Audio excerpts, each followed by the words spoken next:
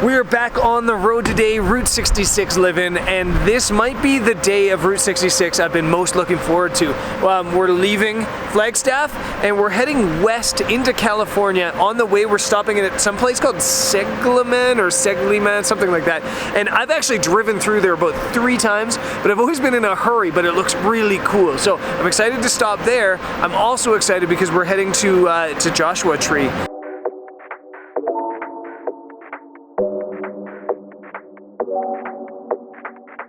Okay, I have a Route 66 pet peeve. And everybody loves these Burma shave signs, and they're terrible. The next time we drive by one, I'll rhyme one for you, but they don't make sense. They're not clever. They're not funny. They're just like, oh, I just rhymed air with air. Brendan's alone in his opinion. The world loves it. He is just negative and awful. You know me, I'm Mr. Negativity. I hate everything. This is the worst. I'll have to endure about 30 more of these Burma shave signs.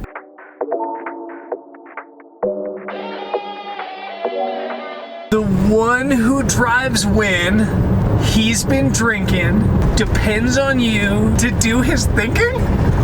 How is that Shell shaving cream? 1, how does it sell shaving cream? And 2, did that just promote drinking and driving? It did, as long as someone is in the car with you. Does that make sense?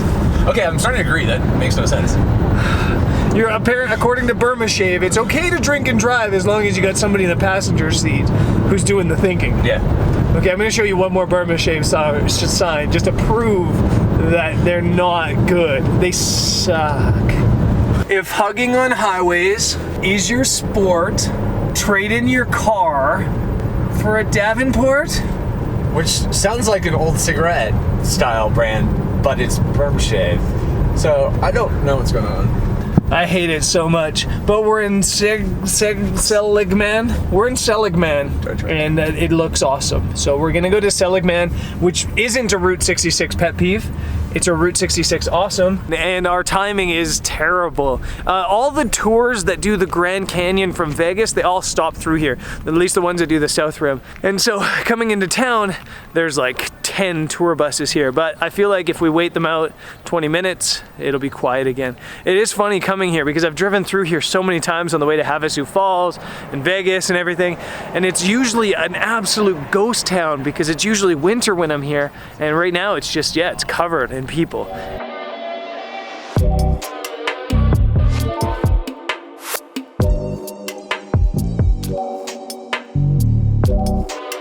There is no mural that we've seen so far that has more hashtag America than this.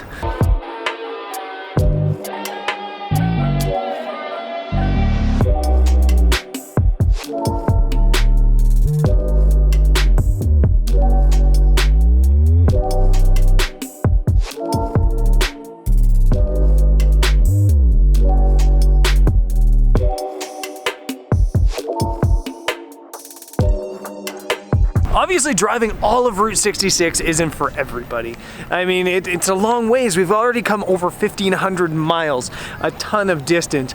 And if you want a little bit of that Route 66 nostalgia in a little bit of a kitschy way, a little bit of a cheesy way, this is definitely the stop, and it's really accessible. You come through here if you're going to Havasu Falls, the Grand Canyon, it's close to Vegas, so hence the mini tour buses and motorhomes. This is the section that is the most visited on Route 66, and it is impressive, and I'm doing my best not to be that snobby guy that's like, oh, you're driving Route 66, we've done the entire thing. But yeah, it is funny to see the tour buses and everything all here after having the route basically to ourselves for the past 10 days.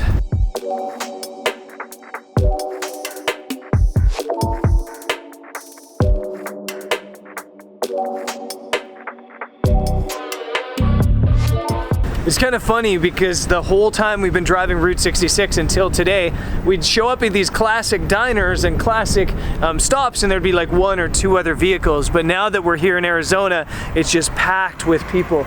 Giant crest there, and we're at Mr. D's Route 66 diner, and it is busy.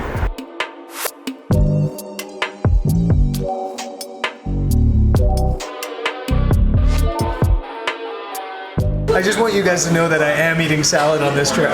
And a massive chicken fried steak.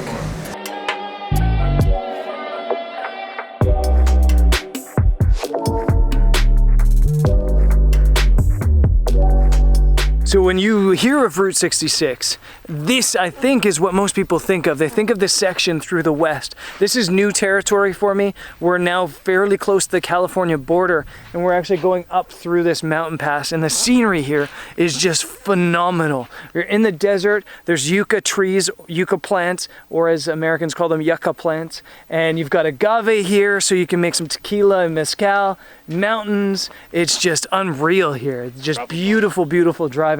And best of all, it's like 90 degrees, so weather's perfect.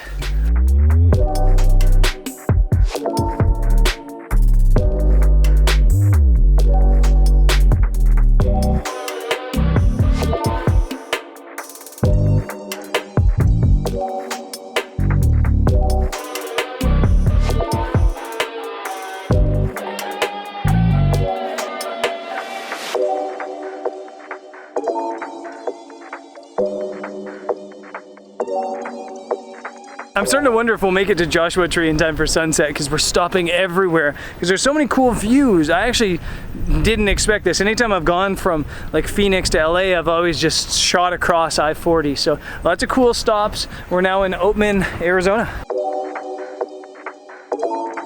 I'm having one of those where the hell am I moments right now. Walking down Oatman, and it not only feels like the scene of a Western movie, but it is. They have filmed lots of Western movies here, but there's like random just donkeys just walking down the street. Hey donkey. Hola burro, ¿cómo estamos? I don't know why I think this donkey speaks Spanish. I just imagine he does. What's your name, bro? Where are we going?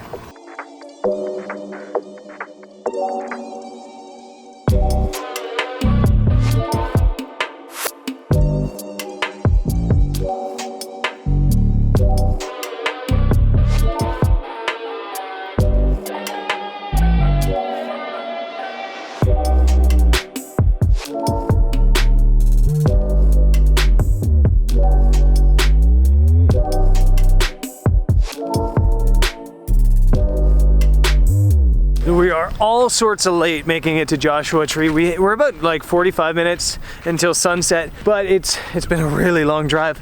We left at 7 this morning or 8 this morning, something like that. Basically, we've been driving on the go for 12 hours, so insanely tired. And every time I come to Joshua Tree, I try to shoot stars. There's just such clear skies here. It just makes such a perfect spot to shoot stars. So right now, I'm kind of just gonna walk around and try to find a location for star photography. Matt's never been here before, so he came with me. He's gonna check things out. We're gonna check things out, and then yeah, I'm gonna drop him off, not shoot sunset tonight, and then on tomorrow's episode, we'll do the stars. So yeah, let's go explore a little bit. With stars, simplicity is king, or queen, if you prefer. So I'm looking for maybe one Joshua Tree with some rocks that can create a frame or a composition. And it's so easy here in Joshua Tree because there's so many beautiful trees that are isolated. So I'm trying to like find a composition, and then when it's dark, I can just walk up and shoot it. Right now, I'm seeing something that I really like not far from the trail. So I just walked off. You see this tree here? This tree kind of just has a nice frame of these rocks in the background. It's isolated all by itself, and that could work. But I also have to kind of come out here at night and see what's happening with the Milky Way. The Milky Way is in full force right now, and it's kind of going across the sky. So it could frame this all in, or it could not work at all.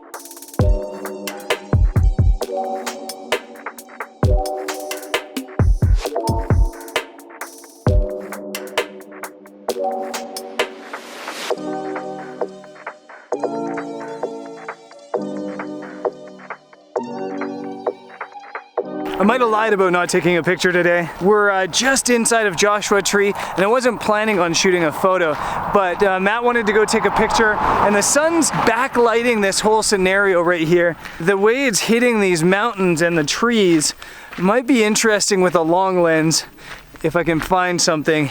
that has this kind of gray backdrop. So I'm gonna walk really quickly and try to see if I can get a shot.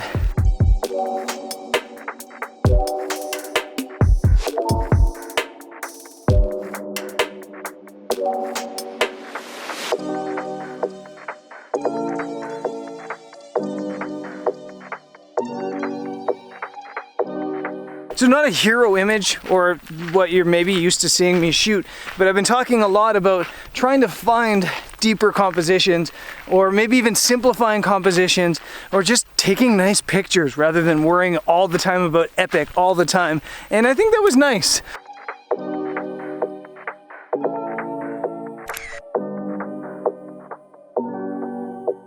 A subtle image with really nice lines and nice contrast and nice light and a good mood to it. So I'm happy with how that ended, and it's time to jump in the car and head in for like a 3-hour nap before on tomorrow's episode I go and shoot those stars. So I'll see you guys tomorrow.